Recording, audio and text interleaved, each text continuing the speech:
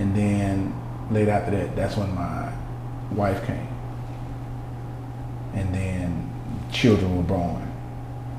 But yeah, I was out here first in Dallas by myself, having to figure it out. I just got here and I just been living life, feel me? Okay, so you here, you doing your thing, you get on K104, you get a main gig. Right. What was that like for you to go from Shreveport, saying you did this, coming to Dallas, starting a whole new life? Yeah, well, if you really notice anything, a lot of people that's in Texas is from Louisiana. For sure.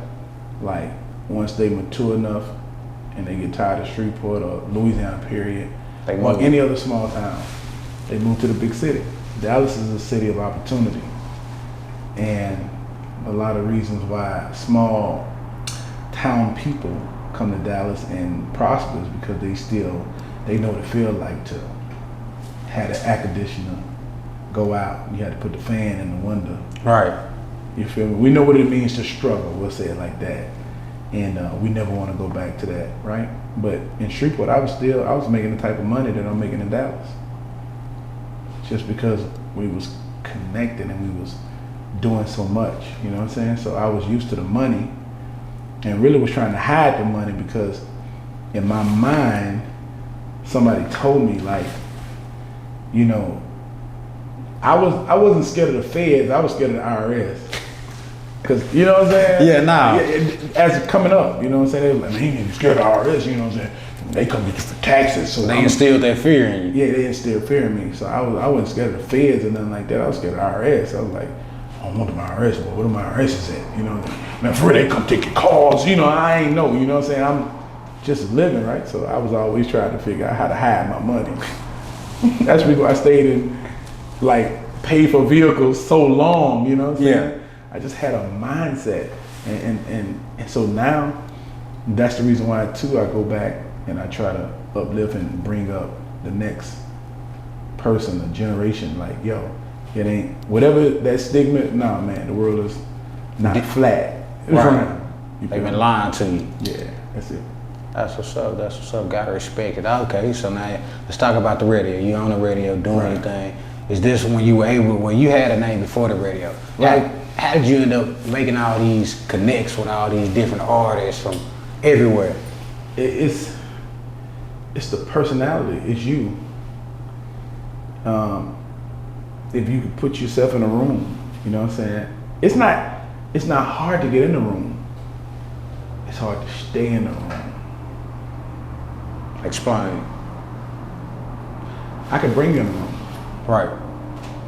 But if you're a fucked up nigga, you're gonna be in the room long.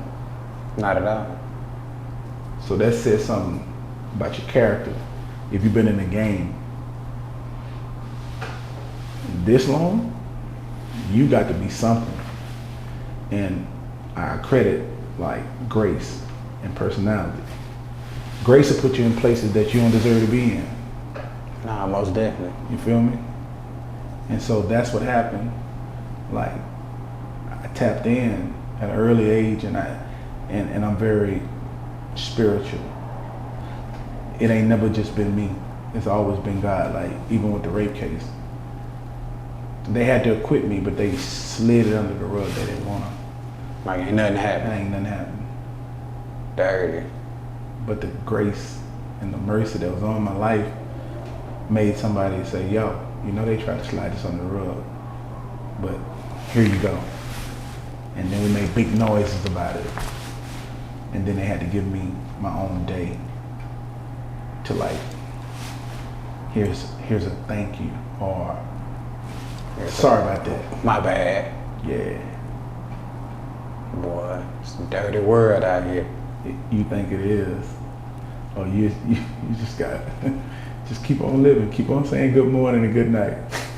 You gonna figure it all out. All the parts you need. Nah, it's so I get to Dallas, I'm on the radio, and I seen so many people come to Shreveport, radio personalities, influencers, people with good positions, or you know what I'm saying, that's well qualified. And I watched how they merged into the city. And some came and, you know, wanted to network with me, but when they felt like they had it, then the networking stopped. You know what I'm saying? And I said that I didn't want to come to Dallas and do what they did. I wanted to come in and embed and empower and uplift the people that's from Dallas. Do you feel like you've done that over the years? Absolutely, without a doubt. I've done more than my share. Okay. I've done more than my share. And it's documented, so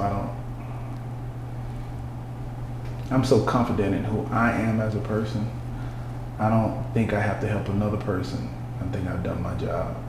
Right. In Dallas and Fort Worth. Respect. Nah, you done a lot out here. Yeah. For sure. But it's not to be just highlighted or, because when I was doing it, I didn't do it to say one day Lou gonna be interviewing me and I'm gonna be able to say, yo, I did this. And I just did it because I did it. That's who you is. Right. I don't really need the accolades and all that shit to come with it. Yeah. You just did it because that's what you want but to do. I knew that if I could help you, then it's gonna create a ripple effect. It's gonna change your life, and then you'll be able to help change some other people's life and blah, blah, blah, which will entail keep you from hating on me. Right. Because you got haters out there? I don't have haters, I have people who love me different. Haters are misguided fans who don't know how to express themselves. Yeah. Is that what it is? Yes. Nailed it. So shout out to the people who love you different. You know, not everybody's gonna get a chance to really get up under you and figure out how genuine and how, you know, like they got this new thing that they call clout chasing. I see a lot of people do it, but guess what? Everybody clout chasing. Some people do things, or we'll say it like this. Everybody do things for clout. We just don't do anything for clout. Oh, makes sense. Yeah. Makes sense. Absolutely. All right, so let's talk about this new record that you got out right now. Trap. Crazy, bro. What was the inspiration behind that? The inspiration is basically on this whole interview. Everything that I explained to you all the way up to this point, this is, if that was an example, that's what it would be. At the point in time of this record, the inspiration behind it was to align a Dallas native with a big named artist, with a Dallas producer. All right, so this record, y'all was working on this record like what, 2 years ago, huh? And you just dropped it recently. What was the hold up on that? The hold up is, if you're not good at something, don't just do it because you see somebody else doing it. So I wanted to learn the business. I wanted to learn why this does this, that does this. Because if I'm gonna be in it, I wanna know what it is about it. You feel me? Yeah. So my business wasn't straight as an artist. You helped so many people and you could have gotten this credits, royalties, yada, yada. You see what I'm saying? Right. So that business wasn't correct. So I couldn't be out here releasing records and, you know, your business wasn't straight. And then I didn't understand that part of the business because I was on the influence side of the business. And then I have a trained ear where I can't just let anything come out any type of way just because I personally feel like it needs to be out. They need to hear it. No, I'm not like that. I have a strategic ear. Like my records have to compete with the sound of everybody else's records. Right. You feel me? For sure. So this person fell in my lap through helping them expose one of their artists. And then he was like, yo, I know you got records. I was like, yeah, man, but my problem is I need my sound to be right. I said, if you can help me get my sound right, you gonna break the levees because I have a Kanga Records, but the sound gotta be right, bro. And I said, if you can make this record sound like this by this time on Baby Day, I'm gonna drop it on Baby Day. And he got it right. I said, boy, we're gonna drop this shit. But due to how I wanted to drop, I didn't want to drop traditionally. I don't have a problem with going against the grain or the status quo. So I said, no, I'm not gonna drop it on a Thursday. Baby Day was on a Wednesday. They said, well, you should drop it to get that traffic. I said, no, I want to create my own traffic. I said, let's wait till Monday. And we waited till Monday when nothing else was being dropped. And we released it. It went crazy. And a lot of reasons why I think that it went crazy is because so many people are in tune with what you got going, and they see you help, and they see you a good guy, and they see you have done it so consistently for so long that they want to help you. And so people are just, they're just doing it, you feel me? Right. And it's a dope song. And that's the reason why it took me so long to drop it. Yeah, because I remember y'all shooting the video and all that. Yeah. And then finally, like, damn, I thought it was done for. Yes. And here come Baby at the Woodworks. Out the blue. Nowhere. No reason. Drop the bomb on the people. Yeah. So let me ask you this. What advice do you have to upcoming artists trying to get in the game, trying to make some noise, trying to break a record? Start whenever you feel like starting. Never feel like there's a group of people or this imaginary crowd out here just waiting on you to drop. You know what I'm saying? Not some billion motherfucking rappers out here. It's a billion artists. And so you gotta have the mindset that you wanna compete with the Michael Jordans of entertainment. How are you gonna put a dent in the universe? Build your character, build your persona, build your sound, build your network. Build you, build your confidence. Right. Build, never stop building. I'm still building. And you've been in the game this long. Consistently, never fell off. Nah, for real. So, when it comes to an artist breaking a record, can the radio still do that? Do DJs still? We do it all the time. Yeah. I do it all the time. The power of influence, the gift of influence.